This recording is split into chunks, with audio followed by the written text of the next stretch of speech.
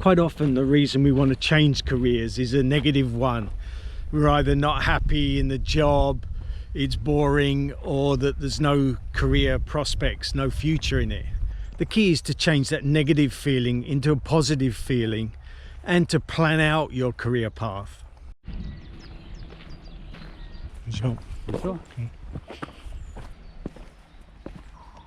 I worked in the corporate world for 11 years, had an export business for 13 years, and have worked online for 20 years. And now by working online, I can come to places like this and carry on working. I changed career 3 times in British Telecom, and I've changed career many times since. And all of them have helped me. They've all been positive because I've been learning more, and especially learning more about business. I've always found that bosses like people to have many skills so that they can be more flexible and think for themselves. Research shows that the average person changes jobs 12 times in their lifetime, so this shouldn't be a problem with your managers or with a new company. So start thinking about your future and what career you'd love to do. And to do that, go back to your past. Think about what courses you did that you love, or what jobs you've done in the past that you've really enjoyed doing. And even your job now, what parts of that have you really enjoyed doing? And what parts would you love to do in the future? So look at your past, make an inventory of what you like doing, what you're good at, and then work out what you want to do in the future. I always love to ask people the question, if you could do anything in the world, what would you do? And that really gets them thinking about what they really want to do, not just what they're told to do or what they think is acceptable, but what's really possible for them. And if they work at that, if that's their ultimate goal, then they can work out a 5-year and a 10-year plan. And I really recommend doing that. So work out your ultimate goal. What would you do if you could do anything in the world? And then work out how to get there, or how to get some way there. And then you're always looking to the future, and you're always looking at it positively. And then this lateral move can be towards that goal. If you've never thought about it, have a think about whether you'd like to work online, either as a remote worker, as a freelancer, or having an online business. It's got some great advantages, like you can get up when you want if you've got an online business, but you can work where you want, and you've got a lot more freedom. And by working in different countries where it's cheaper, then you've got more money. If you're thinking about working online or having an online business, then a good way is a lateral career move, because you can start learning about online business. Maybe join the marketing department, or join a job where you can then freelance in the future. I'd definitely look within the company first before you start looking outside the company, because it's much easier.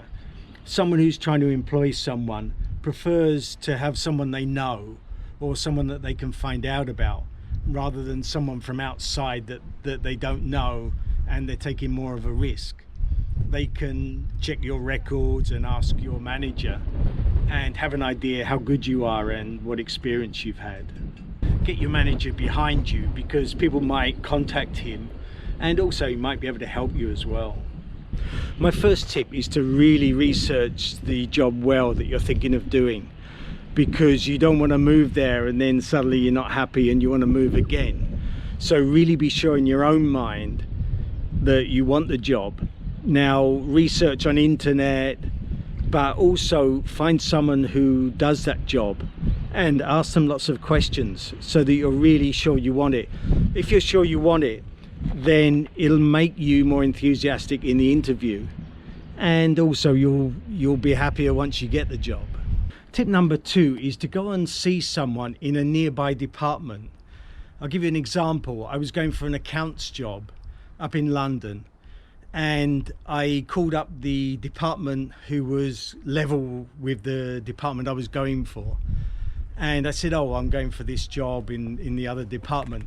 Can I come up and see you to get an idea of the job? So I went up there and I asked them lots of questions. So I learned about the job coming up, but I didn't actually go and see the person doing the interview.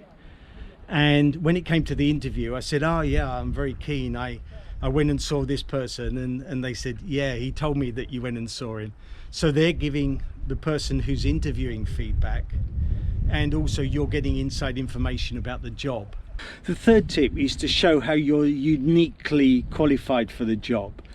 And I'll give you a couple of examples. I moved from engineering to customer service, and in my resume and also when I went for the interview, I told them that because I'd been an engineer and I'd done an apprenticeship, that I could speak to all the engineers and that I understood all the engineering problems that would come up, so that when I was talking to a customer, I could relate to the engineering part and relate to what the problem would be. The second example is when I moved from customer service to being a trainer, to teaching engineers. And I again used the experience of that I'd been an engineer, so I could train engineers or I could talk to engineers. So I was experienced there. But also because I'd been on customer service, I could talk to people and I was okay with groups. And that also helped me get the job as a trainer. So when you're applying for the job or when you're going for the interview, think of things from the past that would help you get this job. Put down all your experience and emphasize that experience. And anything that's not relevant, then just put that in a small bit of writing. Someone who's doing an interview is just going to glance at that and then they'll see that you're very qualified.